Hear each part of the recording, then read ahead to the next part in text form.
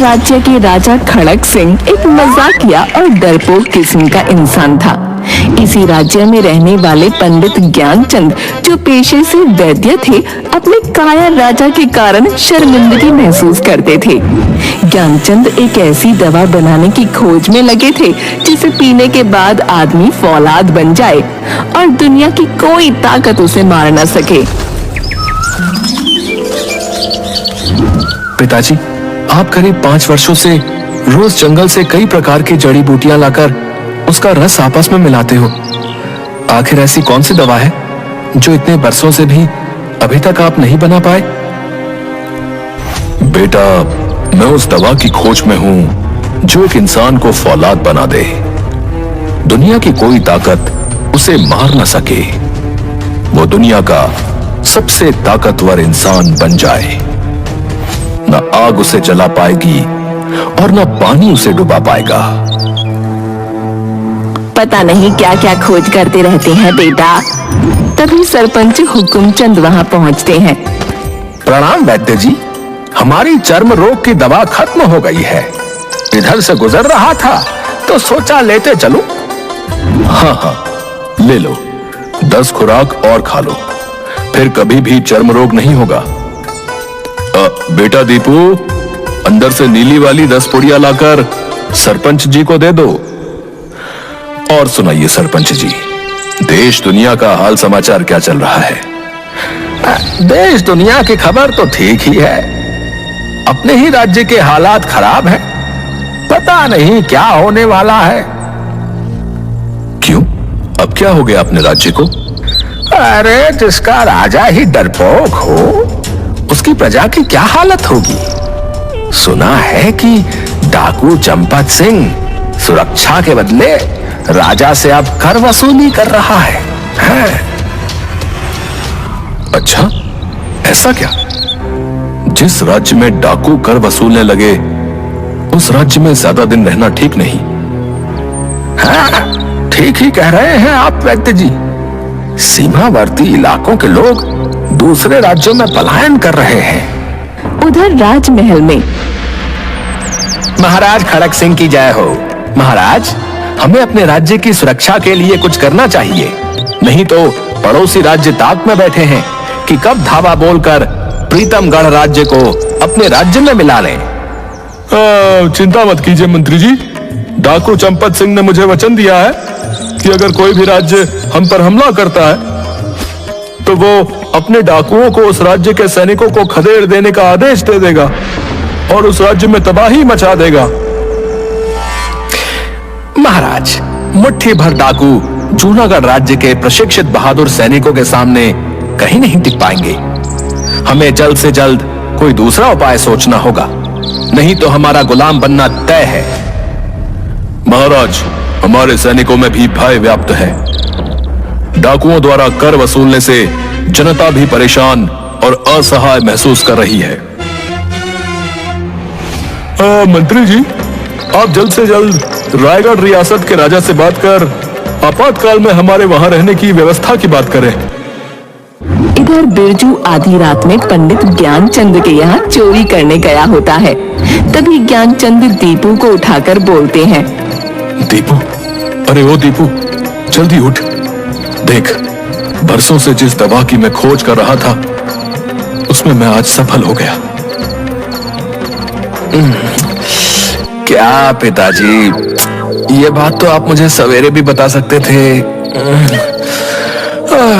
इतनी अच्छी नींद में सो रहा था, अभी जगाने की क्या जरूरत थी? अरे अरे, तुझे नहीं पता मुझे आज कितनी खुशी है। मैं अपने राज्य को गुलाम बनते नहीं देख सकता। कल ही मैं इस दवा को ले जाकर राजा को पिला दूंगा। इसके पीने के बाद आदमी अमर हो जाता है और उसमें फौलाद की तरह ताकत आ जाती है। फिर उसे कोई भी मार नहीं सकता। बिरजू चुपचाप उन बाप बेटों की बातचीत को सुन रहा था। ज्ञानचंद और दीपू के सो जाने के बाद बिरजू धीरे से अलमारी खोल उस बोतल को चुरा लेता है। डाकू चंपत सिंह अपने गैंग के साथ वहाँ से गुजर रहा था। वो लोग इतनी रात को सड़क पर बिरजू को देख उसे पकड़ लेते हैं। सरदार, हमारे गैंग को इन चोरों ने बदनाम कर रखा है। वो देखिए, लगता है कोई चोर चोरी करके भाग रहा है। पकड़ कर लाओ आराम के पिल्ले को। मैं कुछ दिनों में राजा बनूंगा। उसके लिए कुछ अच्छे कार्य करके जनता को दिखाना होगा ना। जगीरा कुछ डाकुओं के साथ तुरंत जाकर बिरजू को घेर लेता है। कौन है तू? और आधी रात को कहां से आ रहा है? चंपत सिंह के इलाके में जगीरा के रहते हमारे सिवाय कोई गलत नहीं कर सकता। मैं बिरजू चोर हूँ जगीरा उस्ताद। छोटी मोटी चोरियां करता हूँ, माफी चाहता हूँ, अब से ऐसी गलती नहीं होगी। तभी चंपत सिंह वहां आ जाता है। अरे कौन है रे? बिरजू चोर है सरदार। क्यों रे बिरजू, कहां से क्या चोरी करके आ रहा है रे? एक बोतल के सिवा कुछ नहीं मिला सरदार, मैंने खुद जांच कर लिया है। देखो जगीरा उस्ताद, वो बोतल मुझे दे दो, उसमें मेरी दवा है, उसके बिना मैं मर जाऊंगा। इस बोतल के लिए ये इतना बेचैन क्यों है रे? जरूर ये कोई अच्छी किस्म की दारू है। मैं बहुत थक गया हूं, ला दे, इसे पीकर मैं अपनी थकान दूर कर लूं जरा। नहीं। चंपत सिंह बोतल का ढक्कन खोलकर एक ही बार में सारी दवा गटक जाता है। कुछ ही क्षण में उसके शरीर में ऐंठन और जकड़न होने लगती है। कमीने, क्या था इसमें? जल्दी बता कमीने, क्या था इसमें? नहीं तो अभी मौत के घाट उतार दूंगा। नहीं नहीं, मुझे मत मारो। मैं ज्ञानचंद के घर चोरी करने गया था, तो ज्ञानचंद अपने बेटे को बता रहा था कि इसमें आदमी को फौलाद बनाने की दवा है। कल सुबह राजा को जाकर वो ये देगा, इसलिए मैंने इसे चुरा लिया। अच्छा, सच सच बता, तूने कितना गांजा फूका है? मैं सच कह रहा हूँ, मैं सच कह रहा हूँ उस्ताद। वैद्य ज्ञानचंद ने इसे राजा खड़क सिंह के लिए बनाया है। थोड़ी ही देर में उसके शरीर में बदलाव होने लगते हैं। चंपत सिंह को गजब की फुर्ती महसूस होती है, उसे अंदर से ताकत महसूस होती है। तभी वो अपना एक हाथ वहां पर पड़े पत्थर पर दे मारता है। वो पत्थर उसके हाथ से चकनाचूर होकर पाउडर समान बन जाता है।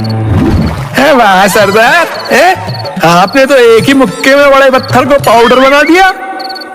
बिरजू सच कह रहा है, मुझ में फौलाद सी शक्ति आ गई है। बिरजू, अब तुझे छोटी मोटी चोरियां करने की जरूरत नहीं।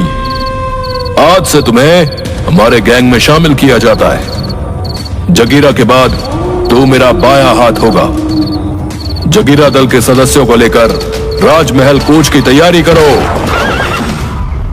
चंपत सिंह अपने डाकू के गिरोह को लेकर राजमहल पहुंचता है और अपनी ताकत के बल पर राजमहल पर कब्जा कर लेता है। मंत्री देव सिंह और सेनापति वीरभद्र सिंह राजा और उनके परिवार को लेकर गुपचुप तहखाने के रास्ते पंडित ज्ञानचंद के घर में शरण लेते हैं। अरे मंत्री जी, सेनापति जी, आप महाराज और रानी के साथ हमारे घर पर, सब कुशल मंगल तो है ना? मंत्री वीर सिंह ज्ञानचंद को सारी बातें बताता है। जिसका डर था वही हुआ। कल रात मैंने जिस फौलाद बनाने वाली दवा की खोज की थी, शायद किसी चोर ने उसे ले जाकर डाकू चंपत सिंह को दे दिया हो। पिताजी, हर चीज का कोई ना कोई उपाय जरूर होता है। इस दवा को खत्म करने का भी कोई ना कोई उपाय होगा। इस दवा को खत्म करने का उपाय सिर्फ एक आदमी के पास है, वो है तपस्वी देवराज। तो फिर हम लोगों को तपस्वी देवराज के पास चलना चाहिए। उनके पास पहुंचना इतना आसान नहीं है। वो दुर्गम बर्फीली पहाड़ियों के उस पार बर्फ की शिला पर बैठकर न जाने कितने बरसों से धोनी रमाए हुए हैं। उसी पहाड़ी पर चीका राक्षस का आतंक भी है। अपने कई किलोमीटर तक सूंघने की अद्भुत शक्ति और कई किलोमीटर लंबे हाथ और कई किलोमीटर लंबे हाथों के कारण अपना शिकार वो बैठे बैठे ही कर लेता है। उससे बच पाना लगभग असंभव है, किंतु नामुमकिन नहीं। पिताजी, आप महाराज और उनके परिवार को संभालिए। मैं कल सुबह ही दुर्गम पहाड़ियों के लिए निकल पड़ूंगा। ठीक है बेटा, ये ले, इस बोतल को रख ले, तुम्हारे काम आएगी। इसमें ऐसा रसायन है जो किसी के शरीर पर पड़ते ही उसके शरीर को गला देगा। तुम ये दूसरा लेप भी लगा लो जो तुम्हें जलने नहीं देगा। इधर राजमहल में चंपत सिंह खुद को राजा घोषित कर देता है और बिरजू चोर को अपना मंत्री बना लेता है। जगीरा सेनापति का पदभार संभाल लेता है। जल्द ही डाकू लोग पूरे राज्य में त्राही त्राही मचा देते हैं। उधर दीपू कई बाधाओं को पार करता हुआ दुर्गम बर्फीली पहाड़ी पर पहुंचता है। तभी वहां का दुर्दांत राक्षस चीका को पता चल जाता है कि कोई मनुष्य पहाड़ पर आया है। मानुषगंध, मानुषगंध। वर्षों बाद कोई मानुष यहाँ आया है। अरे वो रहा।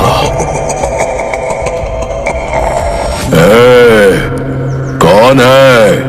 रुको वहीं पर। देखो, मुझे छोड़ दो, नहीं तो अनर्थ हो जाएगा। मेरे राज्य के राजा और प्रजा दोनों मुसीबत में है। मुझे जाने दो। नादान बालक, मुझे मूर्ख समझता है? वर्षों बाद हाथ में आया मानव का मांस मैं यूं ही छोड़ दूं? शायद तुझे मेरे बारे में पता नहीं। दया नाम की कोई चीज नहीं मेरे पास। आजा, मैं तेरे नर्म मांस का मजा लूं। चीका दीपू को जकड़ लेता है। दीपू छटपटाने लगता है। देखो, मुझे छोड़ दो। सारे लोगों को डाकू चंपत सिंह से मुक्त कराकर मैं खुद तुम्हारे पास आ जाऊंगा। मुझे मूर्ख बना रहा है। चल, अब चुपचाप से मुझे खाने दे। चीका की जकड़न से दीपू तिलमिला उठता है। ऐसा लग रहा था जैसे उसके शरीर की हड्डियां चटकने वाली हों। दूसरे दिन सुबह डाकू चंपत सिंह अपने डाकुओं और सैनिकों के साथ ज्ञानचंद के घर पहुंचकर चारों तरफ से उसे घेर लेते हैं। महाराज खड़क सिंह, हम जानते हैं कि आप मंत्री और सेनापति सहित पंडित ज्ञानचंद के घर में छुपे हो। जल्दी से सभी लोग बाहर आ जाओ, नहीं तो 3 गिनने के साथ ही पूरे घर को जलाकर राख कर दिया जाएगा। मंत्री जी, सेनापति जी, हमें बचा लीजिए। डाकू चंपत सिंह हमें मार डालेगा। महाराज, कूटनीति यही कहती है कि आदमी को अंतिम क्षणों तक आशा नहीं छोड़नी चाहिए। मंत्री जी बिल्कुल सही कह रहे हैं महाराज। हमें अभी यही करना चाहिए। हमें परिस्थितियों का सामना करना चाहिए। चंपत सिंह, मैं अपने आप को तुम्हारे हवाले करता हूँ। हमारे परिवार और पंडित जी के परिवार को छोड़ दो। ठीक है, वैसे भी हमें तुमसे मतलब है। जगीरा, इसे हिरासत में लेकर राजमहल ले चलो। लगता है दुष्ट राक्षस मुझे मारकर खा जाएगा। अब पिताजी के दिए हुए रसायन का प्रयोग करने का समय आ गया है। दीपू किसी तरह से बोतल का ढक्कन खोल चीका के हाथों पर उड़ेल देता है। तुरंत राक्षस का हाथ जलने लगता है। कुछ ही क्षण में आग की लपटें उसके पूरे शरीर को लपेटे में ले लेती हैं। दीपू उछलकर उसके पंजे से बाहर आ जाता है। ये तूने क्या कर डाला उद्दंड बालक? मेरा पूरा शरीर धधक रहा है। मैं मरा, मुझे बचाओ। कुछ ही पलों में चीका राख के ढेर में बदल जाता है। दीपू दुर्गम पहाड़ियों को लांघता तपस्वी देवराज के चरणों के पास जाकर बेहोश होकर गिर पड़ता है। तुम कौन हो बालक? और इन वीरान बर्फीले दुर्गम पर्वतों को पार कर यहाँ क्यों आए हो? मेरा नाम दीपू है। मैं प्रीतमगढ़ राज्य में रहने वाले पंडित ज्ञानचंद वैद्य का बेटा हूं। आपसे अपने राज्य को बचाने के लिए सहायता मांगने आया हूं। दीपू तपस्वी देवराज को सारी बातें बताता है। जो दवा तुम्हारे पिताजी ने बनाई है उसको मैं खत्म तो नहीं कर सकता, पर तुम्हें मैं इतनी शक्ति दे सकता हूं कि डाकू चंपत सिंह को उठाकर तुम अंतरिक्ष में फेंक सको। लेकिन इसके बाद तुम अपनी शक्ति का दुरुपयोग ना करो, इसलिए उसे फेंकते ही ये शक्ति वापस हमारे पास आ जाएगी। बस देवर्षि, हमें इतनी ही मदद चाहिए।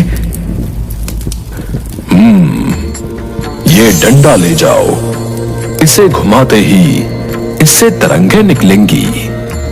इससे निकलने वाली तरंगों से सामने के लोग मूर्छित होकर गिर जाएंगे। इस डंडे से अगर जोर से किसी पर प्रहार किया जाए तो वो व्यक्ति अंतरिक्ष में पहुंचकर आजीवन सौर मंडल का चक्कर काटते रहेगा।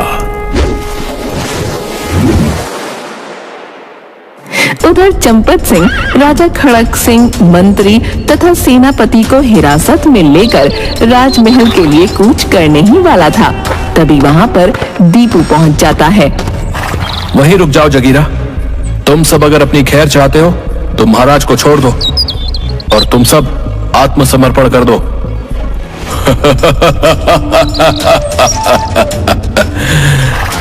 अबे चूहे, भाग जा यहां से, नहीं तो मुफ्त में मारा जाएगा बे। मैं फौलाद बन चुका हूं, फौलाद। मुझे दुनिया की कोई ताकत नहीं हरा सकती और ना ही मार सकती है। ज्यादा घमंड ठीक नहीं चंपत सिंह। इसी घमंड ने रावण को मरवा दिया था। मुझे चूहा कह रहा है। दम है तो अकेले मेरे साथ लड़के दिखा। ओए बस बहुत हो लिया, अब मैं बर्दाश्त नहीं कर सकता। अब तुम्हें मेरे हाथों से मरने से कोई नहीं बचा सकता। सावधान जगीरा, ये ले दुष्ट। इतना कहकर दीपू उस जादुई डंडे को हवा में घुमा देता है। डंडे के घूमते ही सारे सैनिक और डाकू मूर्छित होकर वहीं गिर पड़ते हैं। ये देखकर चंपत सिंह क्रोध से तमतमा उठता है। मायावी चूहे, बहुत हो चुका। अब तू देख मेरा क्रोध। अभी तुम्हें बताता हूं। चंपत सिंह दीपू से लड़ने के लिए दीपू के सामने आता है। वो तलवार म्यान से निकाल ही रहा होता है। तभी दीपू फुर्ती से जोर से डंडे को चंपत सिंह पर दे मारता है। चंपत सिंह सीधा उड़ते हुए आकाश में विलीन हो जाता है और अंतरिक्ष में जाकर सौर मंडल के चक्कर काटने लगता है। इसी क्षण वो जादुई डंडा भी गायब हो जाता है।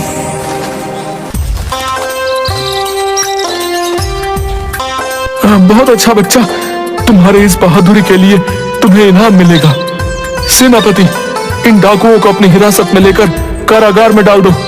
ज्ञानचंद, मैं तुम्हारे परिवार का आजीवन आभारी रहूंगा। महाराज, ये तो हम